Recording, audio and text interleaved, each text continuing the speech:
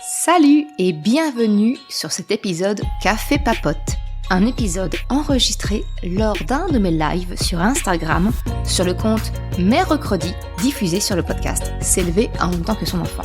Je suis Maude, coach certifié chez Mercredi, mais surtout maman de 3 enfants. Ici, je t'aide à conjuguer la parentalité bienveillante avec la réalité de ton quotidien de maman. T'aider à changer de regard sur les situations que tu vis avec ton enfant pour t'en servir, pour grandir et apprendre sur toi. Hey, salut! Ce café papote aujourd'hui, je voudrais te parler de la dernière expérience que j'ai eue avec ma fille qui fait des cauchemars, qui a peur de ses cauchemars.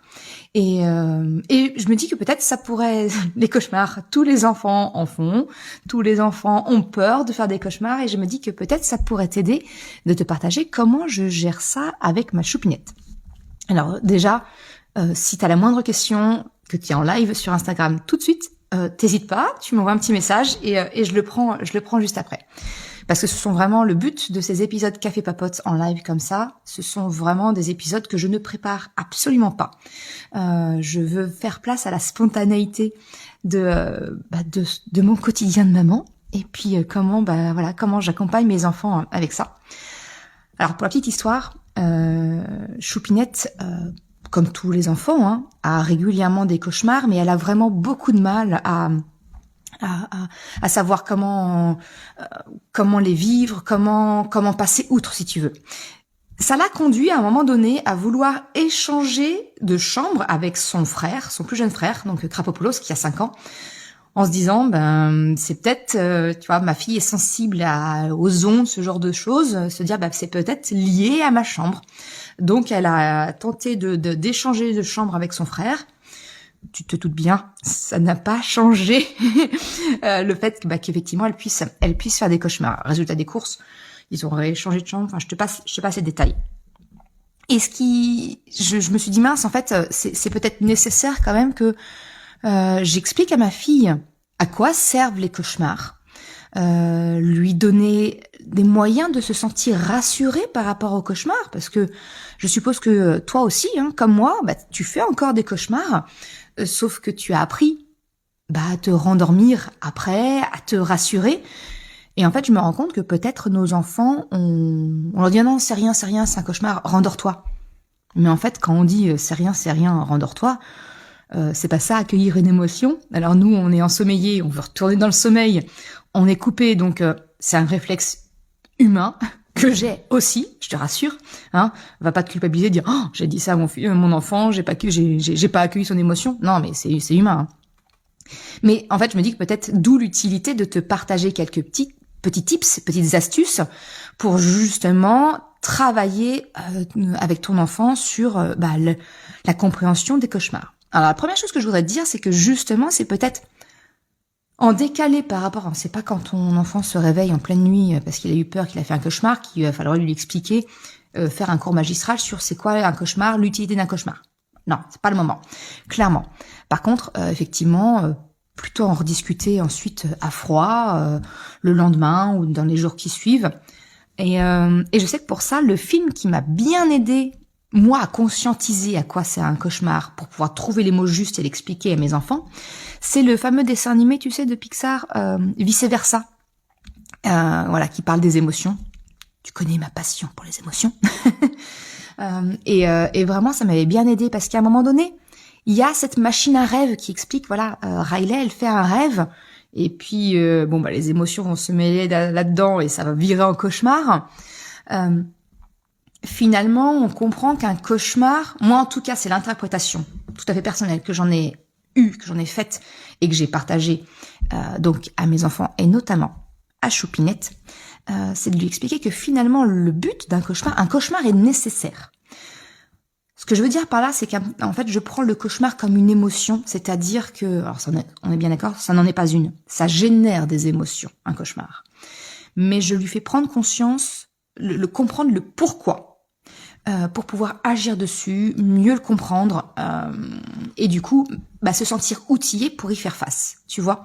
C'est comme ça que je le prends, si tu veux. Et pour moi, le but d'un cauchemar, Ce que je te propose, de réfléchir ta vision dessus. J'ai une mèche de cheveux qui est rebelle. C'est que finalement, ça a un message, un cauchemar. Pour moi, le but d'un cauchemar, c'est vraiment de nous préparer. Alors, pas une attaque de zombies, pas... on est bien d'accord. Mais en tout cas, c'est de maintenir le corps dans une certaine forme d'alerte. Un petit peu, tu sais, comme les premiers mercredis du mois, je sais pas si tu... Par exemple, si tu habites en ville, tu sais de quoi je parle. Ces sirènes, ces sirènes de la ville qu'on entend, qui sont juste testées, ou même si tu es en entreprise, il y a souvent des tests, des signaux d'alarme ou autres, pour vérifier que ça fonctionne bien. Et ben pour moi, un cauchemar, c'est ça. C'est un moyen qu'a le corps de tester ces signaux d'alerte et de savoir dire, est-ce que ça me réveille? Est-ce que je vais réagir? Est-ce que, voilà, le corps va se mettre en action. Donc, comme on est en train de dormir, l'action, c'est de se réveiller et le cœur qui palpite ou autre, prêt à bondir, prêt à courir, prêt à se cacher, peu importe si tu veux. Moi, je vois vraiment le cauchemar comme un moyen pour le corps de tester ses réflexes, de tester sa vigilance, voilà. C'est un test. Donc déjà, j'explique à mon enfant, donc en l'occurrence à Choupinette, le cauchemar, il a une utilité. C'est de vérifier que ton corps, il est capable de réagir. Bonne nouvelle! Tu t'es réveillé! Super! Ça fonctionne! Voilà. Donc déjà, j'en fais pas quelque chose de négatif, j'en fais quelque chose de positif. D'accord? Même si le but n'est pas non plus de taire l'émotion négative liée à la peur qu'elle a pu ressentir. Parce que là, on n'est plus dans l'accueil des émotions, tu le comprends? Vraiment, je veux dire, je comprends que tu aies eu peur. Bien sûr, mais même moi, j'ai peur. Il y a des cauchemars qui me font peur. Je vais lui partager certains de mes cauchemars. Alors, on est d'accord, pas les plus... Alors, le but, c'est pas de lui filer mes peurs à moi. Mais c'était aussi de lui dire que moi aussi, j'avais des cauchemars qui pouvaient me réveiller, qui sont complètement bêtes, enfin, qui n'ont vraiment rien de... qui sont complètement déconnectés d'une quelconque réalité existante, tu vois. Et c'est surtout parce que moi, alors je sais pas, là, je vais entendre un cas particulier. Je sais pas si ça va être appliqué à ton cas ou autre. Toujours est-il, je te le partage. Et comme d'habitude, je propose, tu disposes. Hein, tu fais ce que tu veux de ce que je te partage. Mais Choupinette me parlait d'un cas, d'un cauchemar qui vient régulièrement. Et en fait, elle a peur d'avoir peur de ce cauchemar qu'il revienne. Et je pense qu'on a tous ça comme ça, des cauchemars qui sont assez récurrents chez nous. Et finalement, j'ai essayé de lui expliquer que c'est quelque chose de tout à fait logique, de tout à fait normal d'avoir un cauchemar récurrent qui apparaisse comme ça. Si je t'en partage notamment un qui me marque moi et que je fais très régulièrement, pas toutes les nuits, hein, mais suffisamment pour que je m'en souvienne bien. C'est le fait, pourquoi, je ne sais pas. Je suis dans une voiture, je ne conduis pas, peu importe si tu veux. Mais cette voiture, à un moment donné, on a besoin qu'elle s'arrête. Soit pour se garer, soit parce qu'il y a un trafic devant, enfin voilà, il y a une voiture devant ou autre. Et j'ai beau appuyer, ou la personne a beau appuyer sur la pédale de frein, la voiture ne s'arrête pas. Donc on va à la collision, on va au clash, on va tout ce que tu veux bien. J'ai l'angoisse, le stress de dire ma voiture va bouger, va partir. Voilà. Donc je lui partage ça. C'est pas un cauchemar sanguinolent ou autre que je lui partage. Hein. D'ailleurs, souvent tu remarqueras que les cauchemars qui nous marquent le plus ne sont pas spécialement sanguinolents, ne sont pas spécialement. Un autre cauchemar récurrent que je lui ai partagé. Je rêve d'avoir une abeille, une guêpe, quelque chose de volant qui peut piquer, qui vient se prendre dans mes cheveux, tu sais. Et que j'arrive pas à la sortir, ça me bourdonne dans les oreilles, voilà, j'ai peur d'être piquée ou autre, voilà. Je te laisse juger de la nature de mes cauchemars, de la nature de mes rêves. Voilà, j'en ai d'autres, mais c'est notamment les deux dont je lui ai partagé qui m'arrivent régulièrement. Et que je lui dis, mais du coup, comme ce sont des rêves que je sais qui ont tendance à se répéter potentiellement, je réfléchis à froid ensuite, quand je suis bien éveillée, dire, qu'est-ce que je ferais? Qu'est-ce que je fais si ça se produit? Qu'est-ce que je peux faire? Voilà. Donc je l'ai invitée en fait à me parler, à me détailler son cauchemar récurrent à elle. En l'occurrence, encore une fois, je te laisserai aussi juger des rêves de ma fille. Elle, son cauchemar, c'est elle ou ses frères sont dans un château gonflable. Et il y a un chat qui l'attaque. Alors, c'est pas une peur liée aux animaux spécifiques, parce que nous avons un chat à la maison, notre papy chat, Diesel, même si on lui a déjà expliqué, si tu l'embêtes trop, Diesel, clairement, il va te griffer, et là, si tu comprends pas ces signaux où il te dit d'arrêter, voilà, mais ça n'a jamais, Diesel n'a jamais attaqué mes enfants, une fois au mieux, il a, pour dire, hey, stop, on arrête, mais vraiment, vraiment tout doux. Par contre, ils ont déjà vu des photos de moi où Diesel m'avait attaqué une fois, effectivement, où il m'avait lacéré les bras, mais parce qu'il était vraiment pas bien. C'était un chat stressé qui vivait en appartement, enfin bref. Mais je ne sais pas d'où vient cette peur de ma fille qu'un chat l'attaque ou attaque ses frères et qu'elle puisse pas l'aider, mais c'est quelque chose qui l'angoisse très très fort, tu vois. Alors, donc, comme je t'expliquais, première des choses, j'explique. Tu vois, hein, les cafés papotes, c'est pas structuré. Tu vois la différence avec les épisodes habituels où je travaille la structure pour que ce soit logique. Là, tu vois Maud dans toute sa splendeur, ça part dans tous les sens. Ma pensée en arborescence. Mais si je résume un petit peu, en gros, j'explique à ma fille l'utilité d'un cauchemar. Oui, c'est utile, d'accord, on en parle ensuite. J'en parle avec elle ensuite pour lui faire comprendre l'utilité. Deuxième chose, je lui demande, c'est quoi le cauchemar et qu'est-ce qu'on peut finalement normaliser le fait qu'il y ait des cauchemars récurrents. Et que comme ils sont récurrents, ça a un côté, prendre le côté rassurant du truc en disant, mais quand je suis au calme, je peux réfléchir, je peux me rendre compte que c'est absurde, ou qu'il y a peut-être des choses à mettre en place, pour essayer de me rassurer quand je suis moi dans mon lit et que je me réveille, de me dire que j'ai une voiture qui s'arrête pas. Maud, t'es dans ton lit, t'es pas dans une voiture. Si jamais ta voiture, t'arrives pas à la faire freiner, il y a le frein à main, tu ouvres la portière, tu sautes, tu vois. Ce qui fait que quand je me réveille en sueur de mon cauchemar, je suis à même de rationaliser ma peur, la faire redescendre. Parce que le problème d'une peur, c'est que c'est comme une émotion, c'est une émotion. Elle va exploser et elle va devenir vraiment, elle va sortir du cadre et vraiment aller très très loin dans la réflexion, si tu veux.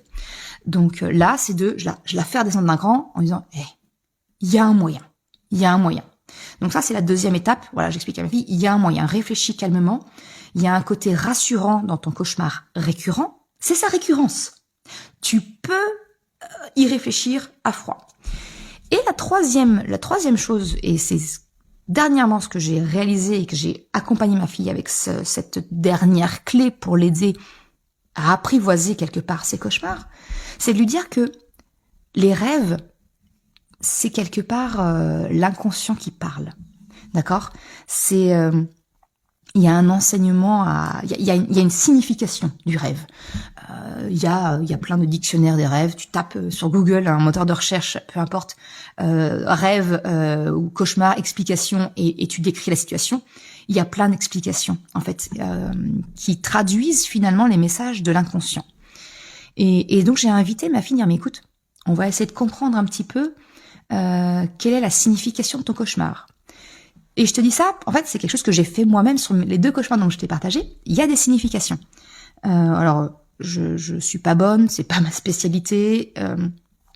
Quand j'ai cherché, ça fait longtemps que j'ai cherché ça, donc peut-être que la signification que je vais donner n'est pas bonne. Hein. Je t'invite vraiment à aller regarder sur Google, sur un livre ou autre, pour trouver les significations des rêves.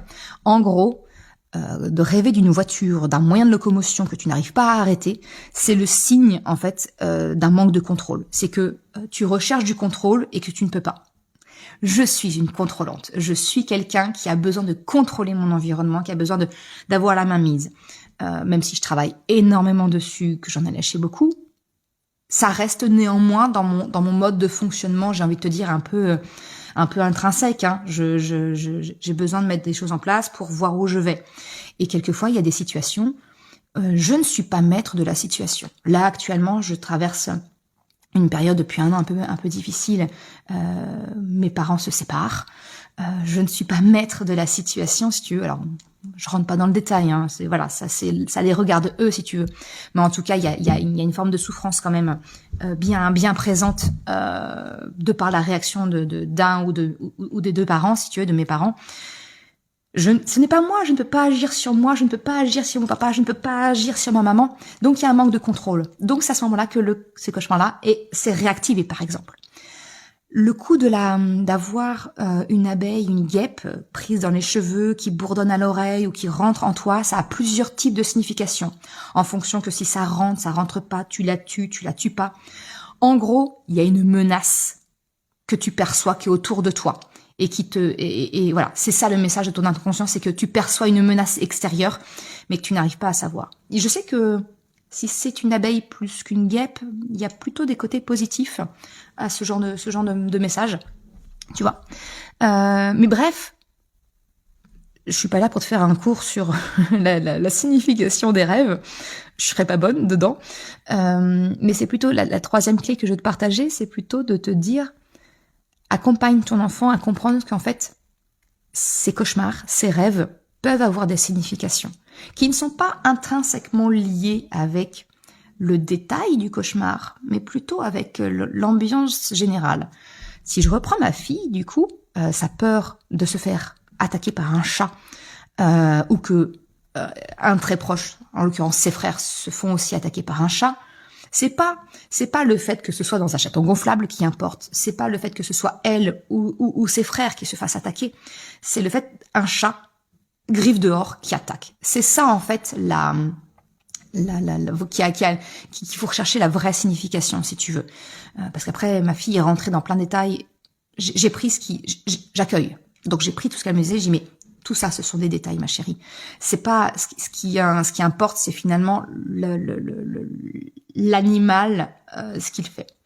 Et en fait, la signification, alors encore une fois, j'ai pas une bonne mémoire, mais la signification, en gros, j'ai regardé avec elle, on a cherché ensemble, et c'était notamment le fait que rêver, avoir un cauchemar d'un chat qui t'attaque, qui te griffe, c'est de se sentir mal dans une situation, de ne pas arriver à faire entendre sa voix, voilà, une forme de frustration, d'une colère qui reste. Et effectivement, il y avait eu des quiproquos entre nous dans la semaine, ce genre de choses. Donc tu vois, ça peut aussi être un moyen finalement de percevoir le quotidien, le passé qu'on a eu sous un autre regard. Donc on en a un petit peu parlé. Je lui ai expliqué voilà que le cauchemar peut avoir une signification, que ça peut donner une piste et que peut-être est-ce qu'il y a des choses justement qu'elle voudrait qu'on discute. Là on parlait de se sentir frustrée, de se sentir menacée, de pas pouvoir s'exprimer. Est-ce qu'elle a le sentiment de pas pouvoir s'exprimer? Est-ce qu'il y a des choses? Et puis voilà, oui, effectivement, ça a délié la langue, on a pu discuter ensemble. Mais si je dois conclure, en gros, accompagner notre enfant face au cauchemar, c'est à faire effectivement, pas juste après le cauchemar, quand on est tout le monde bien réveillé, qu'on peut en discuter calmement. Et c'est finalement d'expliquer à notre enfant, lui apprendre à savoir se rassurer seul. Le but, c'est pas que ma fille se rendorme seule ou que ton enfant se rendorme seul sans te déranger, mais c'est qu'en tout cas, elle se sente outillée, que ton enfant se sente outillé pour faire face à son cauchemar, aux besoins grandissants, savoir comment faire et pas venir te réveiller. Hein. J'ai 41 ans, je vais pas aller réveiller mon papa et ma maman pour leur dire que j'ai fait un cauchemar. J'ai appris à le faire. J'aimerais en fait juste te proposer d'accompagner ton enfant dans cette démarche de comprendre l'utilité, comprendre le message de son cauchemar et de pas se sentir seul face à cette peur, seul, se sentir mal au réveil. Oui, on se sent mal après un cauchemar. Moi aussi, à 41 ans, je me sens mal après un cauchemar. Mais tout de suite, je suis capable de rationaliser. Ok, on va redescendre. J'ai développé par la force des choses des outils. J'utilise la respiration, j'utilise la visualisation pour penser, quelle solution je pourrais mettre en place. Tout ça, je l'ai fait un petit peu de manière empirique et comme toi, je pense. Je pense que tu as appris sur le tas, quelque part, à faire face à tes cauchemars. Pourquoi pas accompagner nos enfants, pas les laisser apprendre sur le tas, mais leur donner déjà des pistes, des clés. Et puis en disant, mais t'as besoin de moi, je suis là, viens me voir. je serai là pour te rassurer, pour te recharger en amour, te recharger en confiance. Voilà, ça c'est ma façon de parler avec mes enfants. Voilà, je les recharge en amour, je les recharge en confiance en fonction du besoin. Mais je me dis que c'est peut-être pas plus mal finalement si on apprend à nos enfants à être outillés pour faire face à ça, parce qu'ils en auront tout le long de leur vie finalement, et pas de les laisser apprendre sur le tas, comme toi et moi, on a peut-être la façon dont on a appris nous.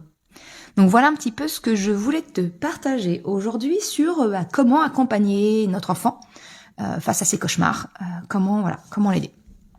Je sais pas si c'est un sujet qui te parle, si ça te donne des pistes, quelques idées, si ça nourrit ta réflexion. Tant qu'on est en live, si tu as la moindre question, t'hésites pas. Si jamais tu écoutes le replay ou le podcast mardi lors de cette diffusion, c'est avec grand plaisir. Il suffit que tu m'envoies un petit message, tu m'envoies un message sous l'article associé, un message privé, un mail, peu importe. Ce sera toujours un grand plaisir pour moi de te répondre. Eh bien écoute, c'était le petit partage de cette semaine. J'espère que ça te donne des pistes de réflexion. Sur ce, je te souhaite une excellente journée et je te dis à très bientôt. Ciao! Je te remercie d'avoir écouté cet épisode jusqu'à la fin. Si tu souhaites soutenir le podcast pour m'encourager à continuer à créer des épisodes, eh bien tu peux le faire sur le site mercredi.com/soutien en me faisant un don libre. Une autre façon de m'encourager et qui est vraiment très efficace, eh bien c'est d'en parler tout simplement autour de toi, de partager le podcast, le site, et si le cœur t'en dit, eh bien c'est également de me laisser un commentaire ou une note sur Apple Podcast, Spotify, quelle que soit la plateforme si elle te le permet. Ça m'aide vraiment à faire connaître le podcast, à diffuser ce message qu'une autre façon de la parentalité est possible. Un grand merci à celles et ceux qui prennent le temps de le faire, mais également ceux qui m'envoient des messages privés. Ça me fait toujours très chaud au cœur. Je te souhaite une excellente journée, après-midi, soirée, quel que soit le moment où tu écoutes, et je te dis à très bientôt pour un nouvel épisode. Ciao!